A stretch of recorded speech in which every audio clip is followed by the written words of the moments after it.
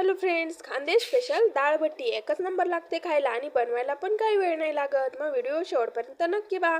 1 kilo गहू, थोडेसे मका धने टाकून दळून आणा आणि लगेच जिरी, ओवा, बडीशेप, हळद, मीठ, धने पूड, तीळ टाकून आणि त्याच्यामध्ये थोडंसं तेल टाकून हातावर रगडा आणि दही टाकायला विसरू नका बरं का. आणि घट्टसर मळून घ्या आणि थोडा वेळ शांत राहू द्या. तोपर्यंत डाळ भात करून घ्या आणि गंगाफळ कापून शिजायला टाकून घ्या.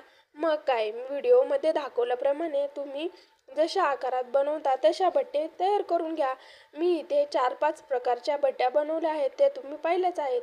आणि कुकरमध्ये 1 ग्लास पाणी ठेवून त्यामध्ये उकळून घ्या.